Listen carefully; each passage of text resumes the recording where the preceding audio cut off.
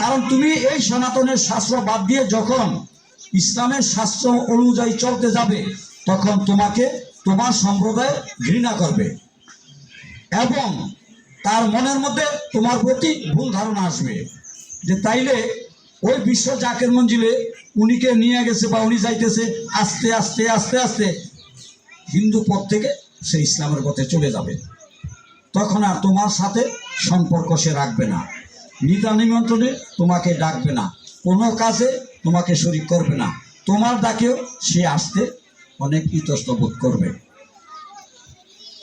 কাজেই বাবা বলছে যে না, এমন কোনো কাজ করবে না যে আমার এক সন্তান তোমার কর্মের কারণে আরেকটা সন্তান তোমার প্রতি সন্দেহ করিয়া তোমার থেকে দূরে সরে যায়, তাহলে সে আর আমার এই পবিত্র প্রতিষ্ঠানে আসবে না। তোমার আচার আচরণ, ব্যবহার, চালচলন, যুক্তিবুদ্ধি, কাজকর্মে এমনই হইতে হবে যেটা মুগ্ধ হয়ে তোমার সাথে সেও এই পবিত্র প্রতিষ্ঠানে আসে এবং এখান থেকে অপার আশীর্বাদ সে নিয়ে যায়। ঠিক আছে দাদা? সেই তাইলে এখন আমরা দুইটা জিনিস পাইলাম, বিশ্ব জাকের মঞ্জিলটা কি আর ওরস শরীফ কাকে বলে। ঠিক আছে দাদা?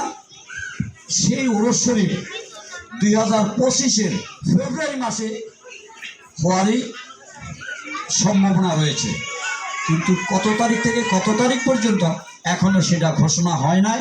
ঘোষণা হইলে আমরা আপনাদেরকে যেকোনোভাবে জানিয়ে দিলে আপনারা তখন সেখানে যাবেন।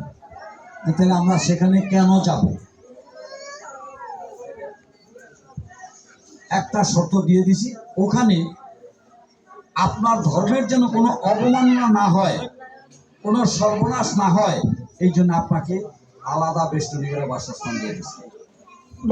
সেখানে আপনারা সনাতন সম্প্রদায়বাসীরা সেখানে রাত্রি যাপন করবেন, সেখানেই অবস্থান, সেখানে আপনাদের জপ তপ, সেখানেই ধ্যান ধারণা, সেখানে আপনাদের আহারাদি সব কিছু সেখানে। আপনাদের জন্য আরো সুযোগ করে দিছে, আপনাদের যে প্রসাদটা সেটা আপনাদের স্বজাতি দিয়ে তৈরি করতে হবে, অন্য সম্প্রদায়ের প্রসাদে হাত দিতে পারবে না। আরেকটা সুযোগ করে দিয়েছে, সবাই আমিষ আহার করে না, আমিষ নিরামিষ দুইটার ব্যবস্থা করে দিয়েছে, যার যেটা প্রয়োজন তোমরা সেটা গ্রহণ করে নাও। আরেকটা সুযোগ করেছে, যদি কেউ এখান থেকে উপবাস রেখে যায় অথবা সেখানে যে উপবাস রাখতে চায়, তাহলে উপবাস সংরক্ষণ এবং ভঙ্গ করার জন্য যা যা প্রয়োজনীয় ব্যবস্থা সেটা করে দিয়েছে। আরেকটা ব্যবস্থা করেছে, যে মা, মাসি, বোন ওখানে যাবে সে যেন তার ইজ্জত, সম্ভ্রম, সম্মান রক্ষা করে শান্তিপ্রিয়ভাবে সেখানে অবস্থান নিয়ে থাকতে পারে। এই জন্য তাদেরকে বিশাল বেষ্টনীরা এমন একটা বাসস্থান দিচ্ছে যে নির্বিঘ্নে সে যেন ওখানে অবস্থান করতে পারে। তাকে বাইরের থেকে দেখাতে দূরে থাক, ভিতরে কোনো পুরুষ প্রবেশ করার অধিকার নাই। এই সমস্ত সুরক্ষিত ব্যবস্থাগুলো করে দিয়েছে। আরেকটা সবচেয়ে বড় আশীর্বাদপূর্ণ, যদি আপনি হিংসা, বিদ্বেষ, অহংকার, অহমিকা, আত্মমর্যাদার দাম্ভিকতা এইগুলোকে পরিত্যাগ করে আত্মার শুধু ভক্তি এবং বিশ্বাস নিয়ে ওই বিশ্ব জাকের মঞ্জিলের মাটিটাকে গিয়ে একটু পাড়াতে পারেন বা ওখানে অবস্থান নিতে পারেন, তাহলে আপনার যত বড় জটিল কঠিন রোগ ব্যাধি, আপদ বিপদ, অভাব অনটন, দুঃখ দুর্দিন অবস্থা থাকুক কেন, গুরুদেব তার সমূলে বিনাশ করে দেয়। সে যাচাই বাছাই করে না, যারা হিন্দু না খ্রিস্টান না বৌদ্ধ না মুসলিম, কোনো যাচাই বাছাই করে না। যে একটি কারণে আমরা পঙ্গপালের মতো সেখানে ছুটে যাচ্ছি। আবারও শুনে নেন, ওইখান থেকে আপনি যা খুশি তাই আনতে পারবেন, আবার ব্যর্থ হয়ে আসতে পারবেন। যদি আনতে চান তাহলে আপনাকে দুইটা কাজ করতে হবে।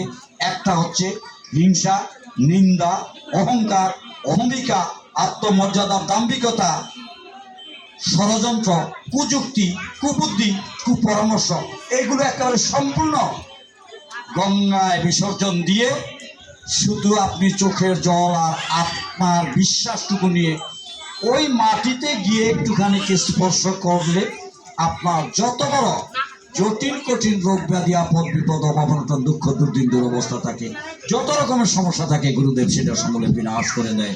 যাচাই বাছাই করে না যে এরা হিন্দু না মুসলিম, খ্রিস্টান না বৌদ্ধ, ইহুদি না, জন কোনো যাচাই করে না। ঠিক আছে।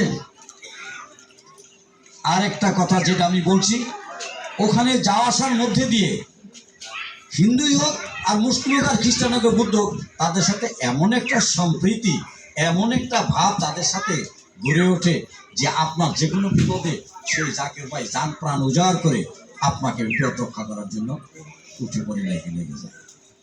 এমন সুসম্পর্কটা ওখানে যাওয়া আসার মধ্যে দিয়ে গড়ে ওঠে। তখন তারা এটা যাচাই করে না যে হিন্দু দূর ওই বিপদে বসে, ওর জন্য আমি ঝাঁপিয়ে পড়ব। দেখেন আজকের সেই অনুষ্ঠানে আপনারা তাদেরকে নিমন্ত্রণ করেন নাই, অথচ তারা ছুটে আসছে গুরুর টানে যে আমার পীরের অনুষ্ঠান আজকে ওখানে, আমার পীর ওখানে হাজির, অতএব আমাকে নিমন্ত্রণ করো চাই না করুক ওইটা আমার দেখার বিষয় না। আমার পীরকে সালাম করার জন্য, পীরকে কদমচি করার জন্য, পীরের দয়া আনার জন্য আমি সেখানে যাব। সুন্দর এসে গেছে। ঠিক আছে। কাজেই এই অনুষ্ঠানে এটা কারো ছেলের বিয়ে না, অন্নপ্রাশন না, বৌভাত না, এটা কারো ব্যক্তিগত অনুষ্ঠান না। যে পরিতোষ অনুষ্ঠান করতেছে, সুমন অনুষ্ঠান করতেছে, আমাদের তো নিমন্ত্রণ করে নাই। এটা সুমনের বাড়িতে, সুমনের বিয়ে না, সুমনের বোনের বিয়ে না, ভাইয়ের বিয়ে না, বৌভাত না, অন্নপ্রাশন না, এটা তার ব্যক্তিগত না, এটা আমার বিশ্বগুরু দয়াল বাবা ফরিদপুরের অনুষ্ঠান। এই অনুষ্ঠান যে কোনোভাবে আপনার কানে আওয়াজ গেছে, আপনার নিমন্ত্রণ হয়ে গেছে। ওই সুমন বলে নাই, ওই পরিতোষ বলে নাই, এটা বললে ভুল হবে।